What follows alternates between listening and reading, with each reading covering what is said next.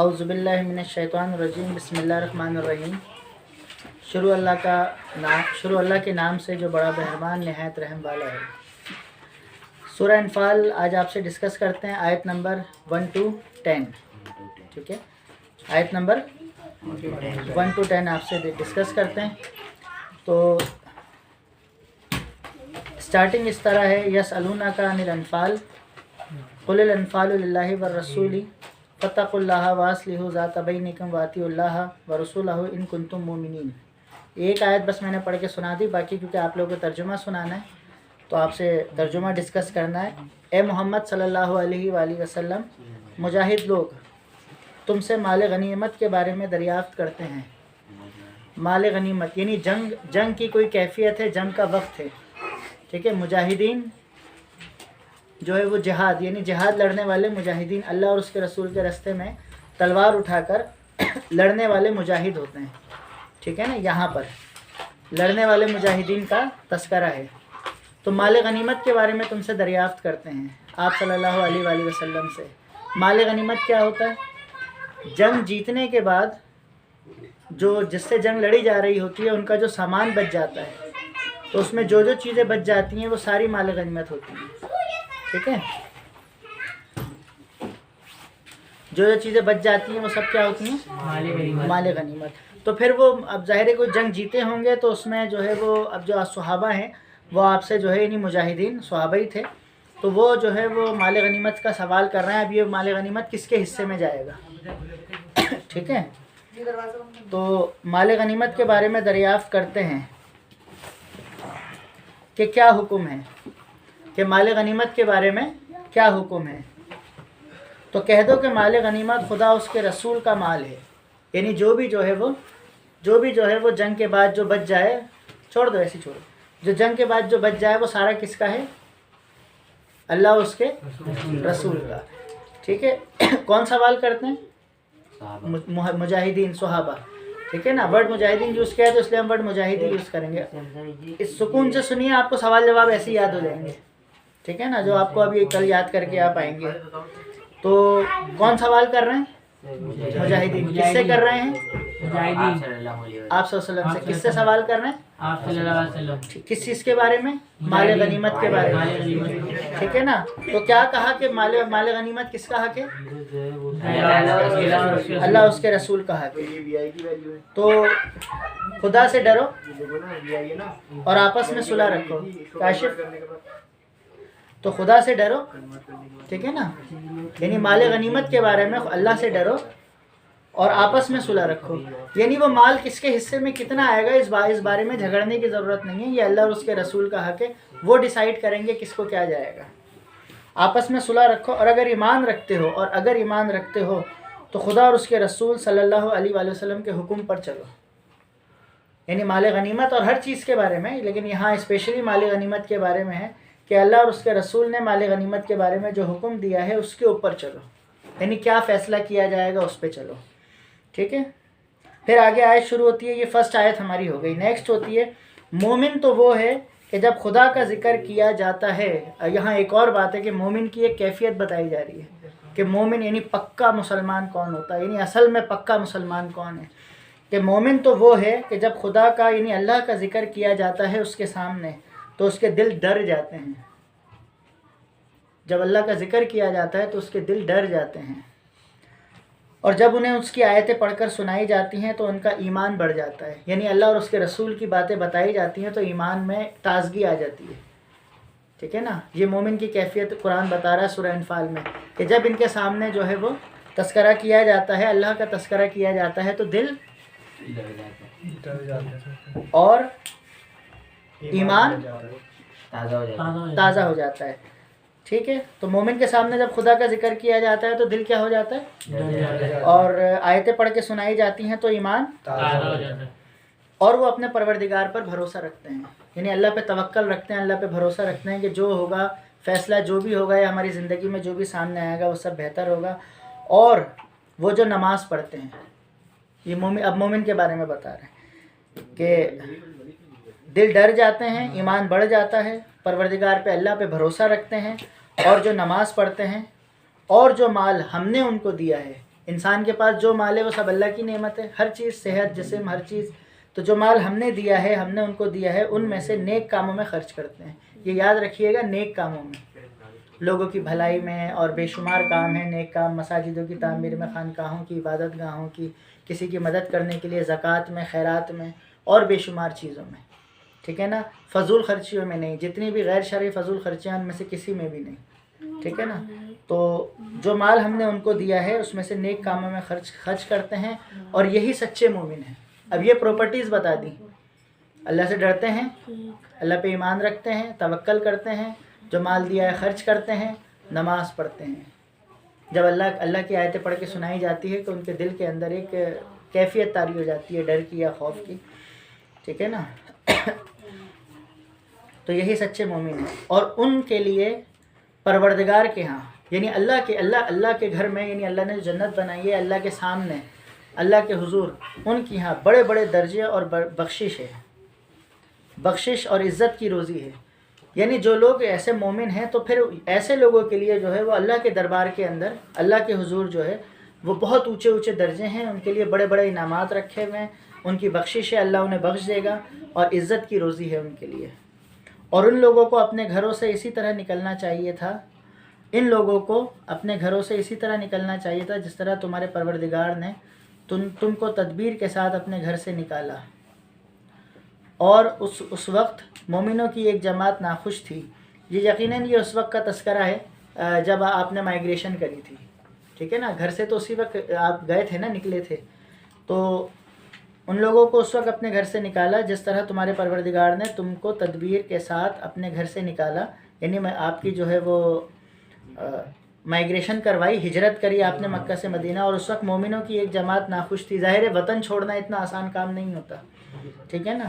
اور وہ لوگ حق بات میں اس کے ظاہر ہوئے پیچھے تم سے جھگڑنے لگے، گویا موت کی طرف دھکیلے جاتے ہیں. تو تھوڑی سی اس کے اندر اور اسے دیکھ رہے ہیں. تو اس میں تھوڑا سا وہ ہوا تھا کہ وہ ہجرت کریں نہ کریں. ٹھیک ہے نا. تھوڑی سی بحث و تکرار. اور اس وقت کو یاد کرو جب خدا تم سے وعدہ کرتا تھا کہ ابو سفیان اور ابو جہل دو گروہ ہوں. اب یہاں پر دو گروہوں کا سوال اکثر پیپر میں آتا ہے ہمارے یہاں. دو گروہ اسلام میں ایسے گزرے ہیں جنہوں نے اللہ کے رسول اور صحابہ کو زندگی میں اتنا تنگ کیا جس کی حد نہیں ہے. جس میں سے ایک جو ہے وہ بعد میں ایمان لے آئے اور ایک جو ہے وہ ایمان نہیں لائے. تو دو گروہوں کا تذکرہ جو ہے وہ اکثر پیپر میں سوال آتا ہے. دو گروہ کون تھے اور کس کے تھے؟ تو دو گروہ، ایک ابو جہل تھا اور ایک ابو سفیان تھا. کیا نام تھے؟ تو دو گروہوں کے سرداروں کے نام اگر آپ سے پوچھے جائیں کہ دو گروہوں کا سوال ہے، دو گروہ کس کے تھے، تو کفار کے دو گروہ تھے. ایک تھا دوسرا ابو سفیان، جو بعد میں ایمان لے آیا فتح مکہ کے بعد، تو رضی اللہ تعالیٰ عنہما ہو گئے. ٹھیک ہے، حضرت ابو سفیان. تو دو گروہوں کے بارے میں، ایک گروہ تھا مسخر ہو چکا تھا، اور تم چاہتے ہو کہ یہ قافلہ بے شان و شوکت یعنی بے ہتھیار ہے وہ تمہارے ہاتھ آ جائے. اور خدا چاہتا تھا کہ اپنے فرمان سے حق کو قائم کرے اور کافروں کی جڑ کاٹ دی جائے، تاکہ سچ کو سچ اور جھوٹ کو جھوٹ ثابت کر دیں. وہ مشرک ناخوشی ہوں، یعنی ہر طرح سے جو ہے وہ اسلام کا نفاذ قائم کر دیا جائے، چاہے وہ اس سے جو ہے وہ کفار، سچ اور جھوٹ کا فیصلہ ہو جائے. یعنی سچ یہ ہے کہ اللہ کی عبادت کرنی ہے، اور جھوٹ یہ ہے کہ کفار نے جو ہے وہ اپنے بتوں کی عبادت نہیں کرنی. ٹھیک ہے. جب تم اپنے پروردگار سے فریاد کرتے تھے تو اس نے تمہاری دعا قبول کر لی اور فرمایا کہ تسلی رکھو، ہم 1000 فرشتوں سے ایک دوسرے کے پیچھے آتے جائیں گے، تمہاری مدد کریں گے. یہ جنگ بدر کا واقعہ ہے. جب جنگ بدر ہوئی تو جنگ بدر میں تو اللہ کے رسول صلی اللہ علیہ وآلہ وسلم نے اللہ سے دعا مانگی کہ اس کا دعا کا مفہوم یہ ہے کہ اے میرے پروردگار کہ اگر آج مسلمانوں کو شکست ہو گئی تو تیرا نام لینے والا کوئی بھی نہیں ہوگا. اور جنگ بدر کا معرکہ ایسا تھا کہ رمضان کے مہینے میں ہوئی تھی، اور میرے خیال میں اللہ کمی بیشی معاف کرے شاید 15 16 17 رمضان کی جس طرح ڈیٹ کنفرم نہیں ہے مجھے. اور روزے کی حالت میں جنگ لڑی گئی تھی، جنگ بدر. اور یہ پہلا اسلام کی جنگ تھی. ٹھیک ہے نا. تو پہلی اسلام کی جنگ تھی جو لڑی گئی تھی. تو اس میں جو ہے نشان زدہ فرشتے نازل ہوئے تھے. اللہ نبی پاک صلی اللہ علیہ وسلم نے پہلی گراؤنڈ میں جو جنگ بدر کا جو گراؤنڈ تھا اس میں پہلی بتا دیا تھا ایک اسٹک سے کہ یہ بندہ جو ہے یہ کفار کا یہ یہاں مر کے گرے گا، یہ یہاں مر کے گرے گا، یہ یہاں گرے گا، اسٹک سے نشان لگا دیے تھے باقاعدہ. تو جب جنگ ہوئی اور جنگ ہونے کے بعد وہ وہیں پر ایگزیکٹلی گرے ہوئے تھے، ٹھیک ہے نا. اور پھر جنگ بدر جو ہوئی تھی تو بدر میں فرشتے نازل ہوئے تھے باقاعدہ، جو کفار کو بھی نظر آئے تھے آنکھوں سے جنگ بدر میں. تو 1000 فرشتے نازل ہوئے تھے.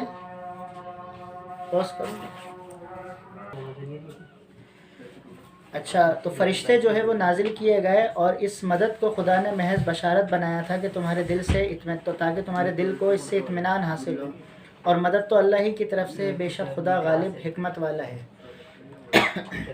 پہلے بشارت دے دی گئی تھی کہ یہ لوگ یہاں جو ہے وہ مر کے گریں گے اور فرشتے نازل کیے جائیں گے، اللہ کی مدد آئے گی، اللہ کی نصرت آئے گی، یعنی مدد آئے گی. تو فرشتے باقاعدہ نازل ہوئے تھے اور فرشتوں نے جو ہے وہ پھر وہ ایک منظر ہے بس وہ بدر کا جو پتہ نہیں عجیب و غریب ہوا ہوگا کہ فرشتوں نے باقاعدہ کفار کو آ کے مارا ہے، مسلمانوں نے بھی اور فرشتوں نے بھی. ٹھیک ہے نا. تو یہ ہماری پوری سورہ انفال یہ ہو گئی. اب اس کے جو کلمات و ترکیب ہیں، انفال کا مطلب ہے مال غنیمت، ورڈز میننگ بھی آتے ہیں تو ہم نے یہ بھی یاد کرنا ہے. انفال مال غنیمت، واصلحوا ذات بینکم، آپس میں اپنے آپس کے تعلقات درست کرو، یعنی آپس میں ایک دوسرے کے ساتھ جو ملنا جلنا ہے اس کو صحیح طریقے سے رکھو. عربی میں کہیں گے واصلحوا ذات بینکم. وجلت، ڈرتے ہیں یا ڈر جاتے ہیں. کارہونا، ناگوار محسوس کرنے والے. یساقونا، ہانکے جاتے ہیں. بیل ہوتا ہے اسے مار مار کے چلاتے ہیں نا تو اسے کہتے ہیں ہانکنا، ہانکے جاتے ہیں. ٹھیک ہے نا. دابرہ، جڑ. تستغیثون، تم فریاد کرتے ہو، یعنی تم اللہ کو یاد کرتے ہو. مردفین، لگاتار آنے والے، یعنی فرشتے بار بار آنے والے. ذات غیر شوکتی، بغیر کاٹے کے، بغیر اسلحے کے، بغیر قوت کے. یعنی مسلمان جو بدر میں تھے کچھ کے پاس تلواریں تھیں، باقیوں کے پاس نہیں تھیں، بغیر اسلحے کے. اب سوال اس میں یہ ہے، سوال اول، پہلا سوال، اس سبق میں مومنین کی کیا صفات بیان کی گئی ہیں؟ جب ان کے سامنے قرآن کی آیت پڑھی جاتی ہے تو دل ڈر جاتے ہیں، ایمان تازہ ہو جاتا ہے، نماز پڑھتے ہیں، تمہیں اللہ نے جو مال دیا ہے اس میں سے نیک کاموں میں خرچ کرتے ہیں. ٹھیک ہے نا. نیک کاموں میں خرچ کرتے ہیں، اللہ پہ بھروسہ کرتے ہیں، اور یہی سچے مومن ہیں. یہ پہلا سوال ہو گیا. تو ایزیلی جواب بن گیا. میرے خیال میں ایک دفعہ بھی دوبارہ آپ سن لیں گے تو یاد ہو جائے گا. ٹھیک ہے نا. یا پڑھ لیں گے یاد ہو جائے گا. 2 گروہوں سے کیا مراد ہے؟ ابو سفیان، کفار کے 2 گروہ تھے جن کے سردار ایک ابو سفیان کا تھا اور ایک ابو جہل کا تھا. ٹھیک ہے نا. بس جو آپ کے نوٹس اور بک میں موجود ہے نا آنسر، اس میں سے آپ پڑھیں گے آپ کو یاد ہو جائے گا. اچھا یہ سوال ثالث. ٹھیک ہے نا. اب آگے جو مندرجہ ذیل کا مفہوم بتائیں. واتقوا اللہ واصلحوا ذات بینکم واطیعوا اللہ ورسولہ ان کنتم مؤمنین اذا تلیت علیہم آیاتہ زادتہم ایمانا. ان کے مطلب بتائیے، ان کی ٹرانسلیشن لکھیے، ان کا مفہوم کیا ہے. تو آپ اگر یہاں پیچھے جا کر اگر میں ڈھونڈوں فاتقوا اللہ واصلحوا ذات بینکم، یہ کہاں ہے بھائی؟ اب اس کے پہلے تو معنی نکالتے ہیں. حافظ صاحب کہاں پر ہوگا بھائی؟ یہ فاتقوا اللہ واصلحوا ذات بینکم، اور اس کے رسول کا مال. آپ نے معنی بتائے تھے نا، مطلب آپس میں صلح رکھو. ہاں نہیں، اور اس کے رسول کا مال ہے، اور اس کے رسول کا مال تو خدا، اللہ اور اس کے رسول کا مال ہے تو خدا سے ڈرو اور آپس میں صلح رکھو. اب اس کی تشریح اگر کی جائے گی کہ تو مال غنیمت کا جو مال قرآن میں تذکرہ کیا گیا ہے تو وہ اللہ اور اس کے رسول کا مال ہے، اس میں آپس میں جھگڑو نہیں اور آپس میں صلح رکھو. سیکنڈ آیت اگر اطیعوا اللہ ورسولہ ان کنتم مؤمنین، اطیعوا اللہ ورسولہ ان کنتم، اور اگر ایمان رکھتے ہو تو خدا اور اس کے رسول کے حکم پر چلو.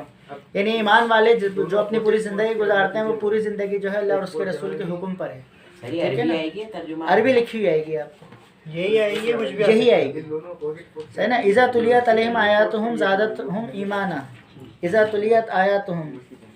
تو اور جب انہیں اس کی آیتیں پڑھ کر سنائی جاتی ہیں تو ان کا ایمان بڑھ جاتا ہے، تازہ ہو جاتا ہے. تو یہ جو ہمارے پاس جو ہے ہر اس کے آخر کے اندر الفاظ ہیں، الفاظ معنی، یعنی پہلے چیز ہم نے کیا یاد کرنی ہے، یہ تو آپ اس کی ٹرانسلیشن یہ تو 3-4 دفعہ پڑھ لیں گے، دماغ میں بیٹھ جائے گی، ٹھیک ہے نا۔ سیکنڈ آپ نے الفاظ معنی یاد کرنا ہے، یعنی عربی لکھی ہوئی آئے گی، عربی کی اردو لکھنی ہے آپ نے۔